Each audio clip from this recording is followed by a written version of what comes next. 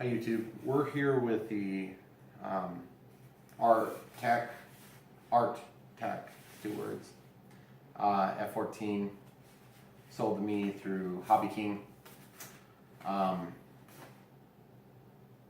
We want to see the difference between a 60C 2200 3S, heavy duty Trinity, and 2S 1800mAh 25-50C that are going to be running series with a series adapter that I've built here. These just happen to be EC2 connectors. At the time I was using EC2 connectors on my Delta Ray. Since then I've just put XT60s on everything, and you'll notice these packs are a little bit puffy duffy. So what we're going to do is we're going to throw this in, just do a quick audible test, and we'll point the engines over at that plant, get a shot of that plant over there, and we'll just to give you some idea of what type of thrust we're going to get. This is not going to be a super scientific test. Yes, I do sell industrial scales for a living, and no, I am not going to measure this with some sort of a static thrust meter, because that would require real work, and I'm not doing that. Not for YouTube. Sorry.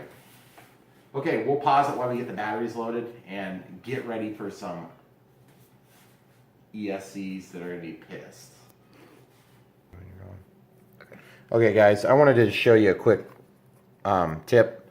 Put some of this Hobbyking strong tape inside here, and I had to cut out some holes to get my remote receivers or satellite receivers up here. And then what I have to do is I cut this hole. There's actually no foam right here in the middle, but there was plastic. And so I had to cut some channels and things to make a path. Why don't you try to get a shot of the path so that I can feed the battery through, because this is how well engineered this plane is. You have to lay the battery in. Now get a side shot so they can see that this doesn't quite fit. See, it's not quite, you're gonna have to like actually get it. Yeah. See. Like this.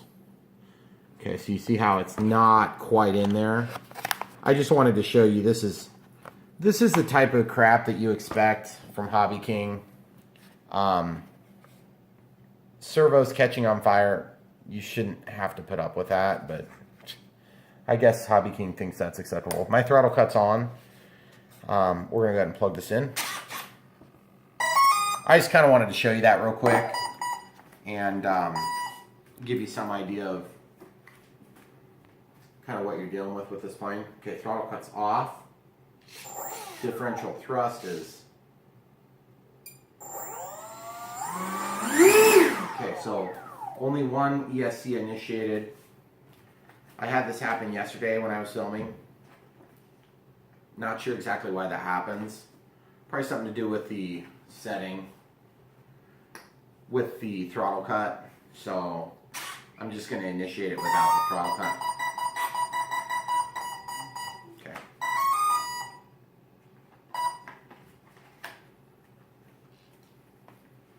It's a schizophrenic throttle cut there.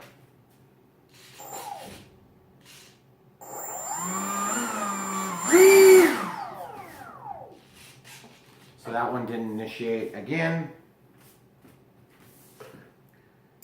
So what I'm going to do is I'm just going to look at my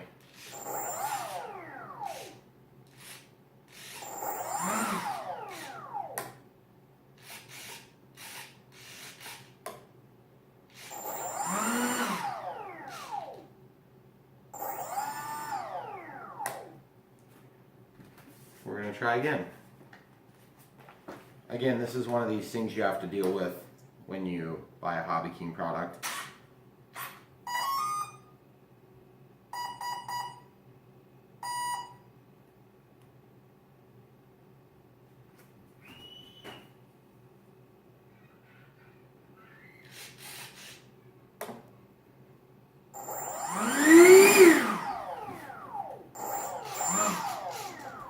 Okay, still not working. We're going to pause it. Okay. So we finally got this going. It took 4 times to initiate it properly. Typical Hobbyking quality. Just real quick to show you. Can you see both of those? Mm-hmm. Okay. So what we're going to do is we're just going to go up to full throttle for a minute. And we're going to listen, and then we're going to look back at that plant.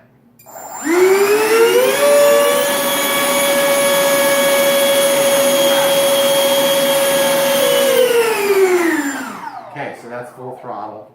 Pause it. Okay. Okay, so this is the series adapter, guys. It's not rocket science. Positive to positive, negative to the other positive, and then negative to negative. Okay? Just like that. This is series, not parallel. Okay? Parallel means that you would be adding life expectancy or capacity to your battery. Series means that you're increasing the voltage, and thus you should reduce the overall current for the same amount of power consumption, which is right in tune with Ohm's law.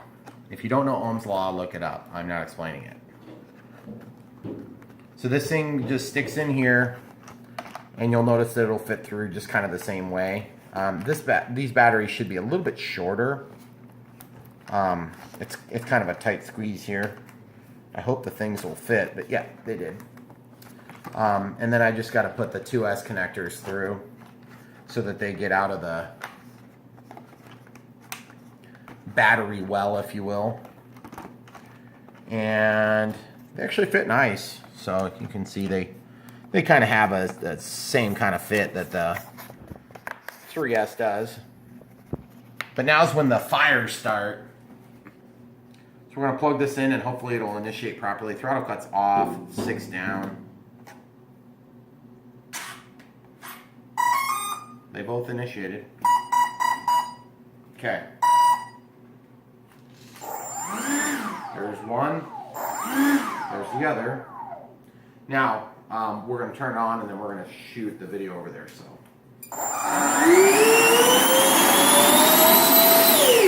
Hold on a second. That is a significantly larger amount of air movement.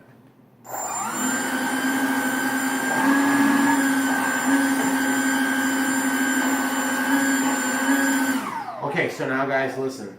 One other thing I was thinking about doing to make this plane fly better was to simply increase the amount of inlet. Even though this thing looks really scale, I think that it may be a little bit starved for air throughput. So one thing I was thinking of doing is just taking and cutting some pretty decent sized notches, which will be ugly, but that will allow even more air. The problem is you want to try to avoid picking up debris when you're texting.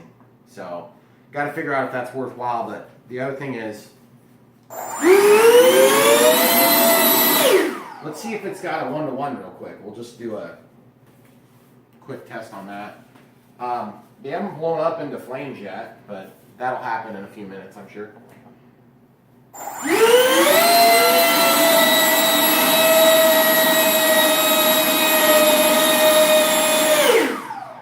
Definitely more thrust. Still not a 1-to-1 power ratio. You know, and honestly, for a jet, screwed up the rugs over here, guys. For a jet, you would like to see close to, if not a 1-to-1. The ESCs are pissed off at me right now. We're just gonna test the temperature real quick. This one is 94.8.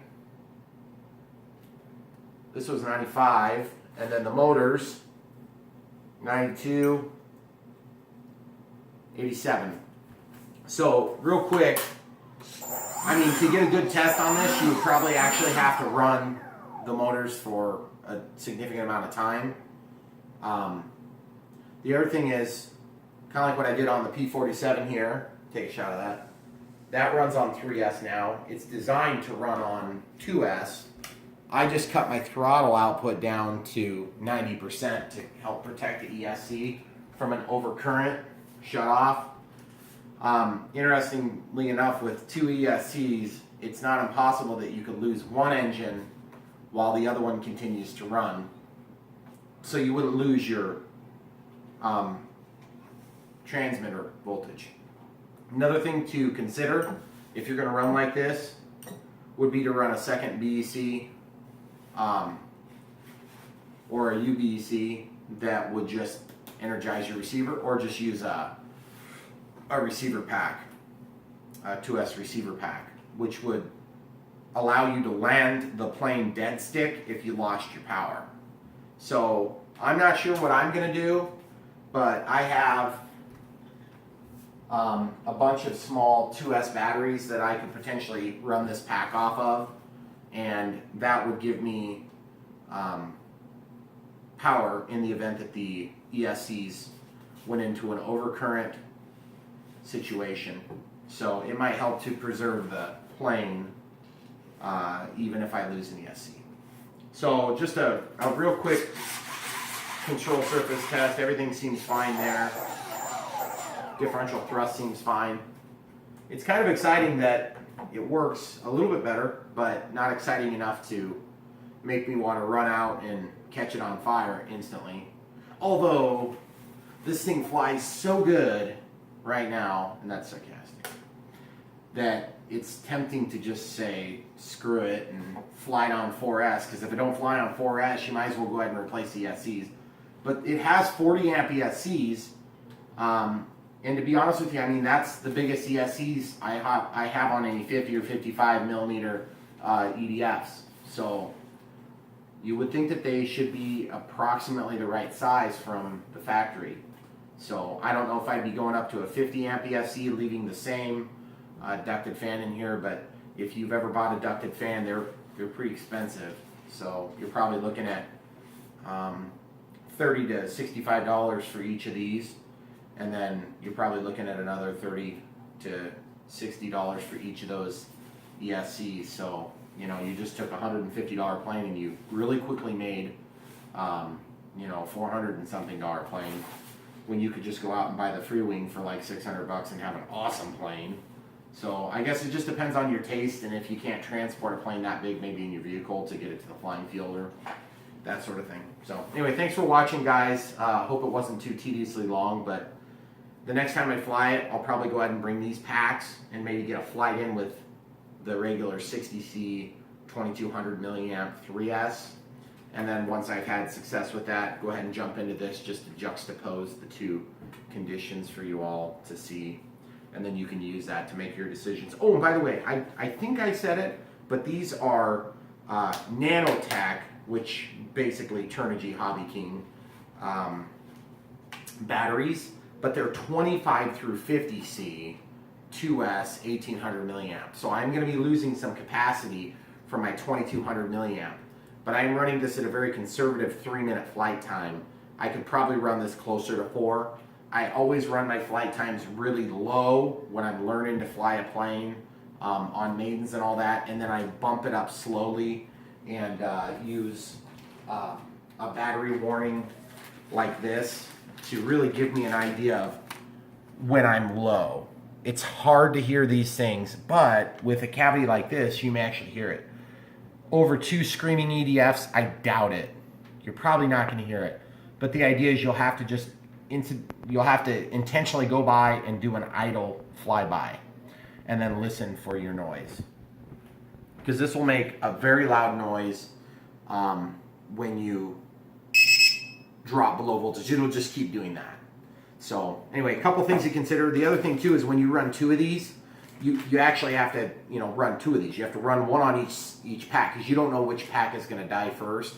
You could make the assumption that they're going to evenly discharge, but that is a bad assumption. The other thing you could do, and this is something that I may be considering, is both ESCs will both draw power. Right now I'm going through one XT60 connector, a 60 amp connector, and I'm going through relatively small leads. I could go back to the branch point and actually energize each ESC with its own individual battery. Then I could do 2 3S batteries. The trouble is then I would be kind of in the same boat. So then I end up with 4 smaller batteries if I'm putting them in series, or 2 4S batteries, with the hope that if you blow one up, you only blow one up. Right now, you're probably going to kill them both if you kill them both. So anyway, wish me luck. If you guys have any comments, any warnings for me from your experience running 4S on this RTEC F-14, I'll take it, because I'd rather not crash it into a million pieces. But I bought this plane. I assumed it was going to suck, and my expectations have not been overwhelmed one way or another. It's pretty much what I expected. The landing gear are really super weak, and a variety of other factors suck. But I think the 4S is the ticket, guys. Give me some advice if you want in the comments, and we'll have a conversation so you can help me stop from a fire happening. Thanks for watching.